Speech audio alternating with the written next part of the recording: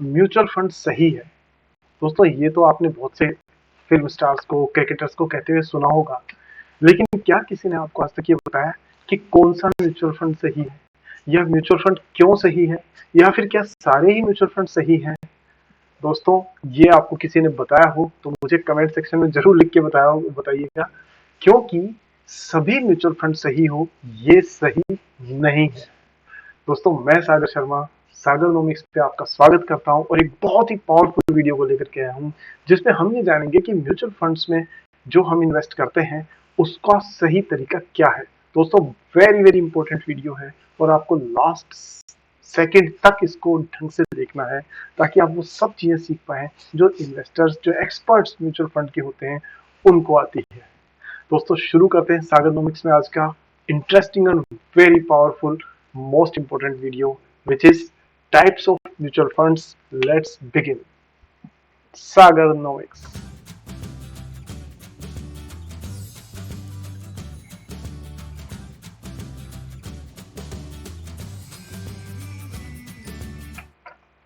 तो दोस्तों पहली चीज ये है कि हमने लास्ट वीडियो में ये देखा था कि म्यूचुअल फंड आखिर जरूरत क्या पड़ी, हमें क्या जरूरत है। तो ये ऐसा ही है जैसे कि एक, मैं कहूंगा कि एक शिकारी मान लीजिए शेर का शिकार नहीं कर सकता, लेकिन अगर 10 शिकारी इकट्ठे हो जाएं तो मिलकर के शेर को गिरा सकते हैं। या फिर आपने जंगल में देखा होगा, खासतौर पे जब डिस्कवरी चैनल या नेशनल ज्योग्राफिक पे कई बार आपने देखा होगा कि जब कोई हाथी जा रहा होता है तो उसको बहुत सारे शेर घेर लेते हैं। दोस्तों शेर हाथी का शिकार नहीं कर सकता अकेले, लेकिन हाथी या कोई जंगली भैंसा जब होता है तो शेर 4 5 10 शेर इकट्ठे होकर उस पर चारों तरफ से हमला करते हैं और उसका शिकार कर लेते हैं, सक्सेसफुली कर लेते हैं। म्यूचुअल फंड की कहानी भी दोस्तों यही है कि आप अकेले जाकर के एमआरएफ कंपनी के 10 शेयर नहीं खरीद सकते। मतलब खरीद भी सकते होंगे, बट मैं एक आम इन्वेस्टर के लिए कह रहा हूं, क्योंकि जिस कंपनी का शेयर ही लाख रुपए का हो, 1 लाख रुपए के आसपास का, उसके 10 शेयर का मतलब है दोस्तों लोगों की पूरी जन्म भर की कीमत, पूंजी लग जाएगी उसमें। लेकिन उसके बाद में आपको जाकर के और स्टॉक्स खरीदने हैं, आपको अडानी एंटरप्राइजेस खरीदना है, रिलायंस खरीदना है, आईओसीएल लेना है, इन्फोसिस लेना है, तो दोस्तों इतना सारा पैसा कहाँ से लाएंगे? तो सबसे बढ़िया है कि ऐसे बहुत से लोग जिनके पास थोड़ा थोड़ा पैसा है, वो इकट्ठा करके एक पूल बनाते हैं और उसमें पैसा डालते हैं, और उससे म्यूचुअल फंड्स जो है, उससे एक प्रोफेशनल इन्वेस्टर आपको रिटर्न कमा के देता है, जो सारे इन्वेस्टर्स में बढ़ जाता है, उनमें सब में डिस्ट्रीब्यूट होता है। और इन्वेस्टर को कोई टेंशन करने की जरूरत नहीं, एक बार पैसा लगा दिया भूल जाओ, अपने आप फंड मैनेजर करेगा जो करना है। पर प्रॉब्लम यह है दोस्तों कि क्या किसी भी म्यूचुअल फंड में पैसा डाल दें? क्या ये सही है? तो मेरा आंसर है बिल्कुल भी सही नहीं है। आज की इस वीडियो में मैं आपका म्यूचुअल फंड के टाइप्स को लेकर स्ट्रॉन्ग, इतना बेस इतना स्ट्रॉन्ग बना दूंगा कि आप खुद अपने हिसाब से म्यूचुअल फंड्स के बारे में डिसीजन ले पाएंगे। सो दोस्तों सीधे स्क्रीन पे चलते हैं और जानते हैं what are the different types of mutual funds. और लेकिन उससे पहले मैं आपको ये बता देता हूँ कि हिंदुस्तान में दोस्तों बहुत कम लोग म्यूचुअल फंड्स में या स्टॉक मार्केट में निवेश करते हैं। एक फन फैक्ट बताता हूं आपको कि जहां पर अमेरिका में 50% से ज्यादा लोग इक्विटी और स्टॉक्स में इन्वेस्ट करते हैं, वहीं इंडिया में ये संख्या मात्र 4% है।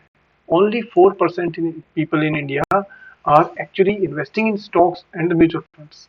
सो ग्रोथ के चांसेस बहुत सारे हैं, अभी तक बहुत स्कोप बाकी है, तो आपको भी इन्वेस्ट करना शुरू कर देना चाहिए। चलिए दोस्तों सीधा जानने की कोशिश करते हैं कि म्यूचुअल फंड के बारे में एक्चुअली हम किस किस टाइप के म्यूचुअल फंड्स होते हैं उसके बारे में जानते हैं। तो ये हमारी स्क्रीन है जिसपे हम ये चीज समझेंगे। लेकिन बिफोर गोइंग फॉरवर्ड मैं आपको कुछ ऐसे रिसोर्सेज बता देता हूँ कि अगर आपको म्यूचुअल फंड्स के बारे में थोड़ी जानकारी चाहिए तो आप कहाँ से ढूंढ सकते हैं। तो दोस्तों सबसे पहली जो वेबसाइट है वो है आपकी एमफी। एमफी है ऑफिशियल वेबसाइट। कैसे? AMFI, बस ये टाइप करिएगा और यहाँ पर गूगल पर आपके सामने खुल जाएगी association of mutual funds in India. यहाँ जब आप जाएंगे तो आपको इन्वेस्टर कॉर्नर में बहुत सारे म्यूचुअल फंड्स की डिटेल्स मिल जाएगी कि कौन कौन सी स्कीम्स हैं और डायरेक्ट प्लान कौन से हैं, ये सारे आपको यहाँ पर मिल जाएंगे दोस्तों। जैसे मैं आपको यहाँ बताऊं कि म्यूचुअल फंड जो है इन्वेस्टर सेंटर, यहाँ आप जाएंगे तो आपको दिख जाएगी लिस्ट ऑफ म्यूचुअल फंड्स। तो यहाँ देखिएगा,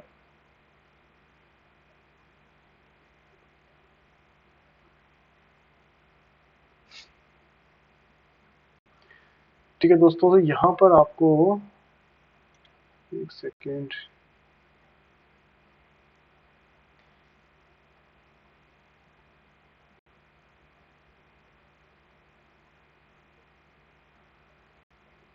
ये देखिए दोस्तों, यहाँ पर आपको पूरे म्यूचुअल फंड्स के जो फंड हाउसेस है उन सब की डिटेल मिल जाएगी। आप यहाँ देख सकते हैं आईसीआईसीआई है, इसके अलावा आपका जेएम फाइनेंशियल है, एचएसबीसी है। ये सारे जो एएमसीज यानी वो कंपनी जो कि म्यूचुअल फंड्स को बना के और शेयर मार्केट मतलब जो इन्वेस्टर से पैसा लेके उसमें इन्वेस्ट करती है, वो सारी एएमसीज मतलब असेट मैनेजमेंट कंपनीज। ये वो कंपनीज है जो म्यूचुअल फंड क्रिएट करती हैं, इन्वेस्टर से पैसा इकट्ठा करती है और मार्केट में इन्वेस्ट करती है। वो सारी कंपनीज लिस्टेड है यहाँ पर एमफी इंडिया पर, जो आप देख सकते हैं। अब दोस्तों बात यह है कि म्यूचुअल फंड्स, इतने सारे म्यूचुअल फंड्स है, हजारों स्कीम्स है, तो क्या सारी सही है आपकी? नहीं। तो इसके लिए सही स्कीम्स को जानने से पहले हमें ये पता करना होगा कि म्यूचुअल फंड्स की स्कीम्स कौन कौन सी है। तो दोस्तों जब भी म्यूचुअल फंड पे कोई डाउट हो तो मैं सजेस्ट करूंगा कि आप एमफी की जानकारी को ही सही जानकारी माने। जो एमफी इंडिया है, association of mutual fund in India, ये गवर्नमेंट का म्यूचुअल फंड्स का रेगुलेटर है, जिसपे आपको सही जानकारी मिलेगी। तो कोई कंफ्यूजन की केस में आपको एमफी को जरूर विजिट करना चाहिए। इसके अलावा दोस्तों आप मॉर्निंग स्टार पे आपको दिख जाएगा, morningstar.in है। इसके अलावा आप वैल्यू रिसर्च ऑनलाइन करके एक वेबसाइट है, ये रही। इन सब पे आपको म्यूचुअल फंड्स की काफी जानकारी मिल जाएगी, ईटी मनी पर भी मिल जाएगी। पर आने वाले दिनों में हम उन सब पे रिसर्च भी करेंगे, अलग अलग स्क्रीनिंग करेंगे। लेकिन अभी सीधे चलते हैं हमारे पीपीटी पर और हम देखते हैं कि what type of mutual funds are there. So यहाँ पर हम सीधा प्रेजेंटर व्यू में चलते हैं। देखिए दोस्तों, तो टाइप ऑफ म्यूचुअल फंड्स कौन कौन से हैं ये हम देखें। तो पहला जो टाइप है दोस्तों, वो डिपेंड करेगा कि म्यूचुअल फंड को किस किस कैटेगरी में बांट रखा है हमने। तो म्यूचुअल फंड जो होते हैं दोस्तों, वो आपके कौन कौन से हो सकते हैं। पहला है organization structure, open ended, close ended और इंटरवल। इसका मतलब दोस्तों ये है कि म्यूचुअल फंड जो है वो या तो ओपन एंडेड हो सकते हैं। ओपन एंडेड का मतलब होता है, देखिए, सबसे ज्यादा तो आपको ओपन एंडेड ही मिलेंगे। इसका मतलब क्या है कि इन्वेस्टर कभी भी एनी टाइम पैसा इसमें डाल सकता है और इसमें से पैसा निकाल भी सकता है। That is called open ended schemes. Close ended schemes दोस्तों वो वाली होती है जो कि कुछ टाइम पैसा डालने के लिए ओपन रहती है and then after a date it becomes closed. फिर उसमें इन्वेस्टर पैसा नहीं कर सकते और उसमें से पैसा निकाल भी नहीं सकते। मतलब कि ये क्लोज एंडेड होती है कि एक खास टाइम के दौरान ही ये विंडो ओपन रहेगी, उसके बाद में इन्वेस्टर्स ने जो इन्वेस्ट कर दिया बस उस पैसे को फंड मैनेजर हमेशा मैक्सिमाइज करना चाहेगा और नया फंड उसमें नहीं जा सकता। ठीक है दोस्तों, तो ये क्लोज्ड है, इसमें आप बाद में एंटर नहीं कर सकते। लेकिन खूबसूरती इसकी ये है कि आपको चिंता करने की बात नहीं है यदि आपने क्लोज एंडेड फंड्स को लिया है। नॉर्मली देखा जाए तो close ended funds in general better perform करते हैं। हालांकि ऐसी कोई गारंटी नहीं है, बट बेटर परफॉर्म करते हैं as compare to rest of the market. ये मेरा पर्सनल अनुभव भी है, क्योंकि मैंने रिलायंस का क्लोज एंडेड फंड लिया था एंड उसमें मुझे 35% से ज्यादा का रिटर्न मिला था on as compare to the rest of the market, जिसने 15% के आसपास का दिया था। बट ये कोई गारंटी नहीं है, ये एक ऑब्जर्वेशन है। तो अब बात आती है कि क्लोज एंडेड जो फंड है उसको आपने अगर पैसा लगा दिया तो ये आप पैसा निकाल नहीं सकते, ये बात सही है। लेकिन आप क्या कर सकते हैं, अच्छी खबर आपके लिए ये है कि आप इसे मार्केट में ट्रेड कर सकते हैं। यानी कि आप इसे स्टॉक मार्केट में वैसे ही बाय और सेल कर सकते हैं जैसे कि आप शेयर्स को करते हैं। सो अगर आपने क्लोज एंडेड स्कीम में पैसा लगाया है तो आप मार्केट में इन्वेस्ट भी कर सकते हैं और उसे बाद में सेल भी कर सकते हैं। नेक्स्ट दोस्तों क्लासिफिकेशन वो है कि मैनेजमेंट ऑफ पोर्टफोलियो। अब पोर्टफोलियो जो होता है वो पार्ट चीजें होती है जिसमें फंड मैनेजर ने पैसा लगाया है। मान लीजिए कि आपके पास में, फंड मैनेजर के पास में मान लीजिए 100 रुपए है और उसने 20 रुपए मान लीजिए किसी एक कंपनी में लगाया, 10 किसी एक कंपनी में लगाया, 30 किसी और में लगाया, वगैरह वगैरह वगैरह। तो ये होता है पोर्टफोलियो। मैं आपको दिखा भी दूंगा पोर्टफोलियो, आप कहोगे तो आने वाले दिनों में, और उस पर बहुत डिटेल में डिस्कस भी करेंगे हम लोग। लेकिन अभी सिर्फ ये जानिए कि यहाँ पर पोर्टफोलियो दो तरीके का हो सकता है, एक हो सकता है एक्टिव और दूसरा पैसिव। अब ये कैसे पता पड़ेगा कि एक्टिव और पैसिव? तो दोस्तों, एक्टिव पोर्टफोलियो वो है जिसमें फंड मैनेजर स्टॉक्स की लगातार रिसर्च कर रहा है और नए नए स्टॉक्स को ढूंढ करके अपने पोर्टफोलियो में शामिल कर रहा है।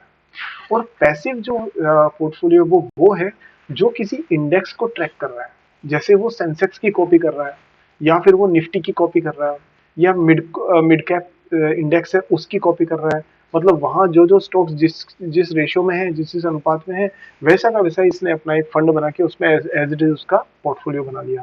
तो that is called passively manage. इसमें फंड मैनेजर को लगातार रात दिन रिसर्च करने की जरूरत नहीं है। अगर इंडेक्स में कोई नया इक्विटी ऐड होती है, नया शेयर ऐड होता है, तो इसने भी ऐड कर देना है। वहां से कोई हट गया तो इसने भी हटा देना है। तो ये पैसिवली मैनेज्ड है एक तरह से।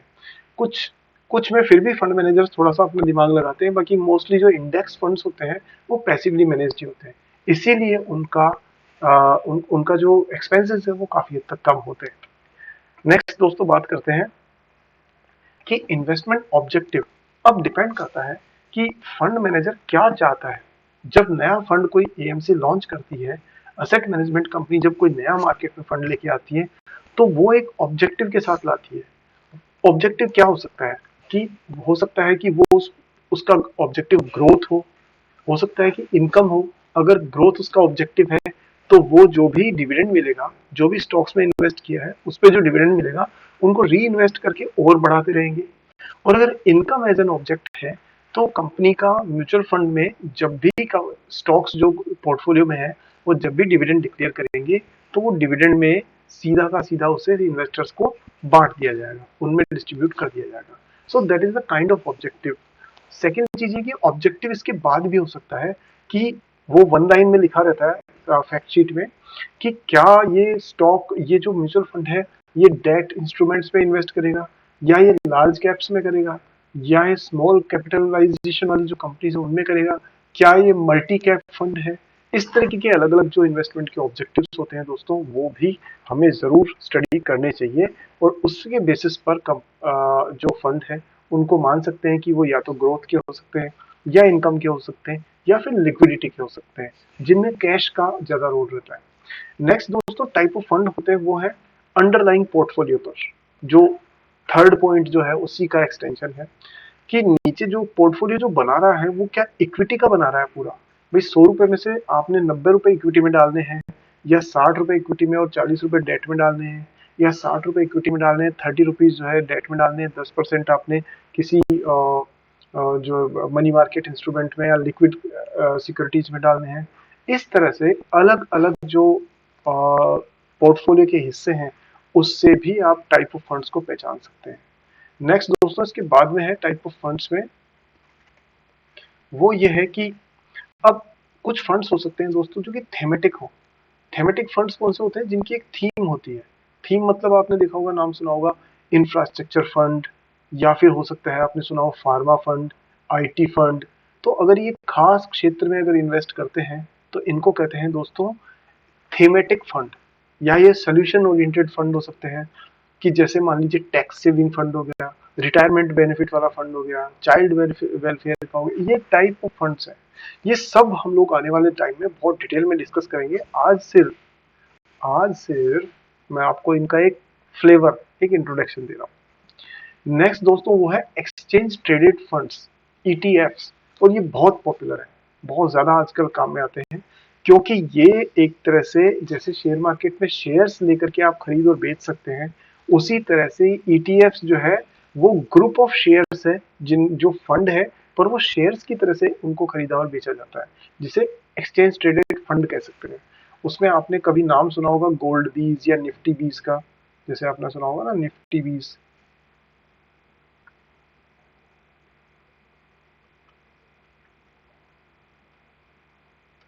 तो ये जो है ये आपका क्या है, एक्सचेंज ट्रेडेड फंड। और मिल जाएंगे आपको, गोल्डमैन सैक्स के मिल जाएंगे, एचएसबीसी के, बहुत सारे ईटीएफ्स होंगे। नेक्स्ट है दोस्तों वो है ओवरसीज फंड्स। ये वो फंड है जो इंडिया के अलावा बाहर फॉरेन में इन्वेस्ट करते हैं, फॉरेन के जो स्टॉक मार्केट्स हैं उनमें इन्वेस्ट करते हैं। तो जैसे मान लीजिए आपको दिख जाएंगे कोई इमर्जिंग मार्केट फंड्स जैसे एचडीएफसी का या और कंपनीज का, या कोई यूनाइटेड स्टेट्स बेस्ड फंड या ग्लोबल फंड, इस टाइप के जो है वो फंड्स हो सकते हैं। And last and very very important which is fund of funds. दोस्तों ये वो म्यूचुअल फंड्स होते हैं जो फंड्स में इन्वेस्ट करते हैं, यानी इनके पोर्टफोलियो में स्टॉक्स नहीं होते, इनके पोर्टफोलियो में फंड होते हैं। कि मान लीजिए एक मल्टी कैप फंड ले लिया, एक उन्होंने कोई ग्लोबल फंड ले लिया, एक लिक्विड फंड उठा लिया, इस तरह से एक नया म्यूचुअल फंड बना दिया, that is fund of funds. तो दोस्तों आज के वीडियो में हम लोग इतना ही यहीं तक कवर करेंगे, क्योंकि हमारा जो है classification and types of funds को हमें कवर करना था, तो आज हमने किया। उम्मीद करता हूँ आपको कुछ जानकारी नई मिली होगी, क्योंकि मैं आसान भाषा में ऑथेंटिक और रिसर्च बेस्ड कंटेंट आपके लिए ला रहा हूँ। सो मेरा उत्साह बढ़ाने के लिए दोस्तों आपने चैनल को सब्सक्राइब करना है, बेल आइकन को ऑन करना है, ताकि मेरी वीडियो नेक्स्ट आपके पास में तुरंत पहुंच जाए। कहीं ऐसा नहीं हो कि आज का वीडियो आपने देखा और अगला वाला मिस कर दिया, फिर तो दोस्तों वैसे ही हो जाएगा कि आपने, जैसे अभिमन्यु वाली कहानी थी ना, कि उसको चक्रव्यूह में घुसना तो आता था लेकिन बाहर निकलना नहीं आता था। तो दोस्तों आधी अधूरी एजुकेशन से नुकसान भी हो सकता है, इसलिए सारे वीडियोस देखिएगा और इसके लिए बेल आइकन को ऑन करिए, चैनल को सब्सक्राइब कीजिए। नेक्स्ट चीज दोस्तों ये है कि मैं बहुत मेहनत करके वीडियोस बनाता हूं, तो मेरा उत्साह बढ़ाने के लिए इस वीडियो को लाइक जरूर करिएगा और अपने सारे सर्कल में जरूर, सारे व्हाट्सएप ग्रुप्स में, सब जगह पर इसको शेयर भी कीजिएगा, ताकि अच्छी काम की और पावरफुल नॉलेज सब लोगों तक पहुंच सके। इसके अलावा दोस्तों एक हमारी वेबसाइट है sagarnomics.com, उस पर आपको फ्री में काफी रिसोर्सेज मिल जाएंगे। कुछ हमारे वहाँ कोर्सेज भी है, वैल्यू इन्वेस्टिंग पे है, एस्ट्रोलॉजी पर कोर्स है, वास्तु पर कोर्स है।